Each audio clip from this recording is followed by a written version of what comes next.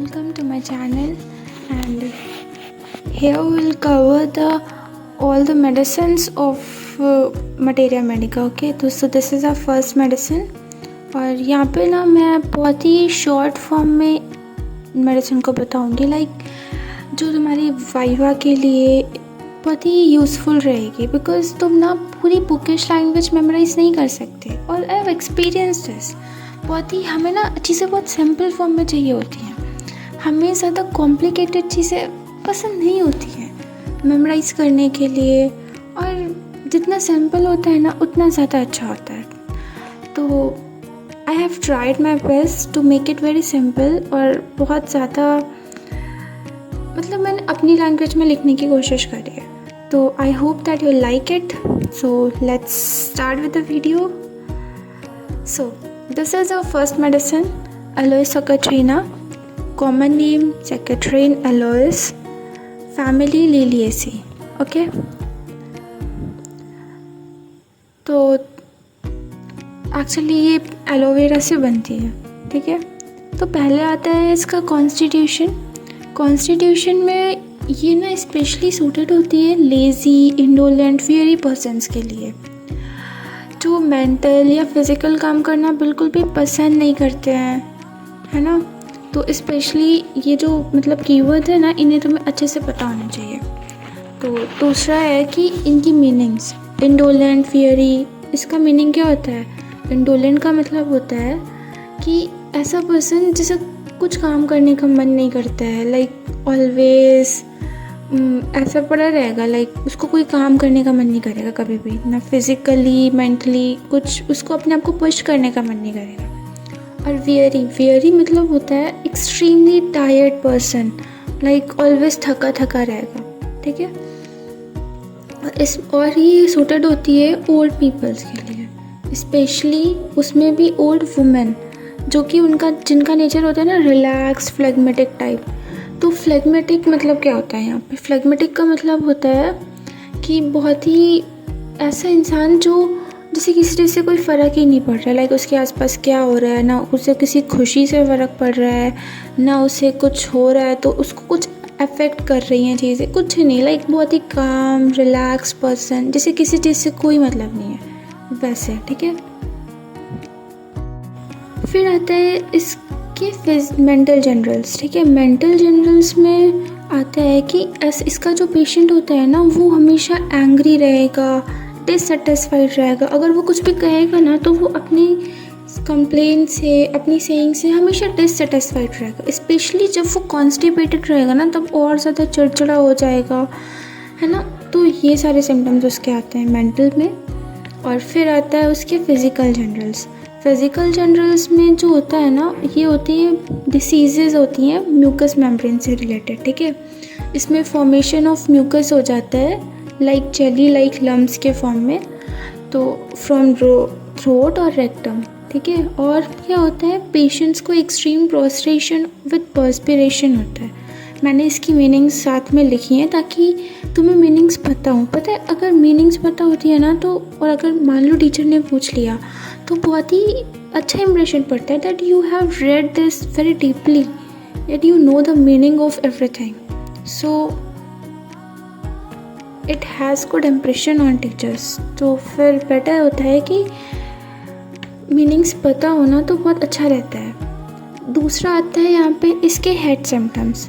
Head पे क्या आता है, हेड में क्या आता है कि हेडेक आता है अक्रॉस द फोरहेड। उसके फोरहेड पे हमेशा बहुत ही ज़्यादा हेडेक रहेगा, और increases with every food step. अब जैसे जैसे वो कदम बढ़ाएगा ना, उसका हेडेक और ज़्यादा इंक्रीज़ करेगा, with heaviness in eyes, nausea feel करेगा, ठीक है। Headache get work from heat. अब उसका जो हेडेक है ना, वो हीट से, मतलब हॉट एनवायरनमेंट, जितना भी गर्म चीज़ है ना, उससे वो और वर्स कंडीशन में आएगा, और he feel better from cold applications. तो फिर जो अगर हम उस पर कोल्ड चीज़ें अप्लाई करेंगे तो वो बेटर फील करेगा। It's very simple. I have written it in very simple language so that everyone can memorise, because complicated language ना मेमोराइज करने में थोड़ा प्रॉब्लम होता है। जितना सिंपल लिखा होता है ना, उतना ज़्यादा मेमोराइज अच्छे से होता है। और टीचर्स ना वाइवा में कॉम्प्लिकेटेड लैंग्वेज नहीं देखते हैं, वो ना देखते हैं कि तुम्हें मेडिसिन आती है या नहीं आती है। तो अगर if you are using a complicated words then you should know the meaning of it, है ना। और बहुत अच्छी बात है, बट अगर उसे सिंपली करके पढ़ लो तो मेमोराइज ज़्यादा जल्दी होता है। तो that's why I am explaining it in very simple language, ठीक है। फिर आता है इसके गैस्ट्रोइंटेस्टाइनल सिस्टम। इसमें आता है diarrhoea. This is very important, I mean like teachers बहुत पूछते हैं ये। तो डायरिया में क्या होता है कि जो भी पेशेंट होता है ना, उसे इमीडिएटली कुछ भी वो खा रहा है पी रहा है उसे तुरंत वॉशरूम जाना पड़ेगा, तुरंत। लाइक वो कुछ भी मतलब कुछ भी वो नहीं कर पा रहा है, रिटेन नहीं कर पा रहा है अपनी बॉडी में, है ना। तो वो कुछ भी खा रहा है पी रहा है उसे तुरंत जाना पड़ेगा, he has to run to the closet immediately. और ऐसा मोस्टली जो डायरिया वाली कंडीशन होती है ना, mostly in the early morning होती है, ठीक है। इट्स वेरी इंपॉर्टेंट एक्चुअली, ये बात याद होना चाहिए। When passing flatus sensations as if stool would pass with it. तो जब वो फ्लेटस पास करेगा ना, तब उसे ऐसा फील होगा, ऐसा सेंसेशंस आएगा कि वो उसके साथ स्टूल भी उसका पास हो जाएगा।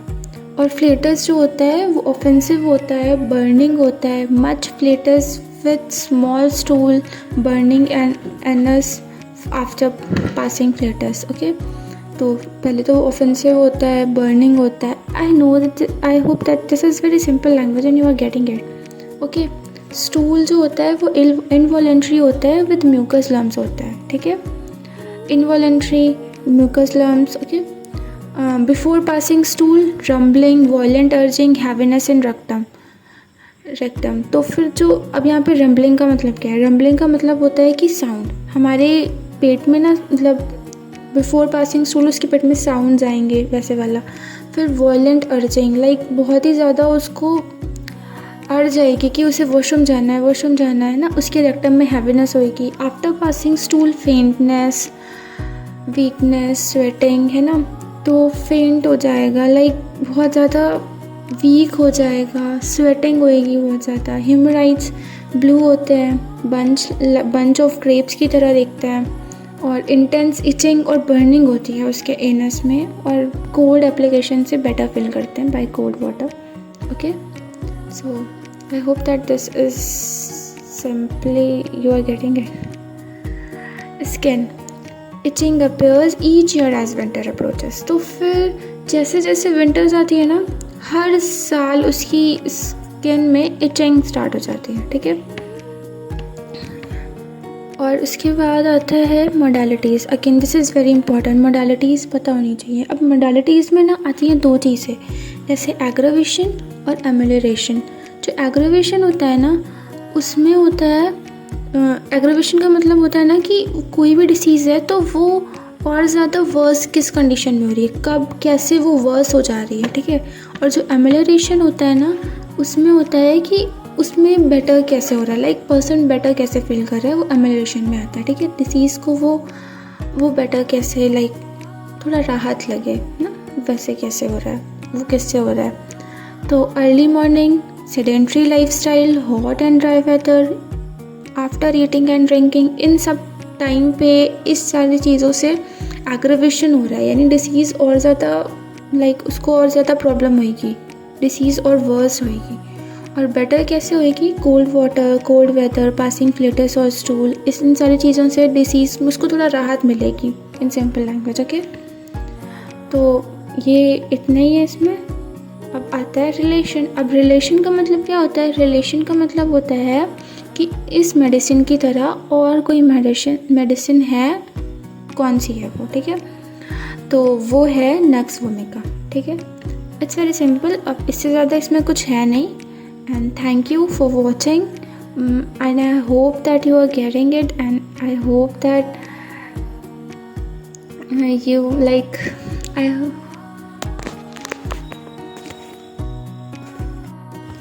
I hope that you have memorized so many things in the video itself. So if you want I should improve it, what can I do more? Please feel free to comment in the comment section, and thank you so much for watching.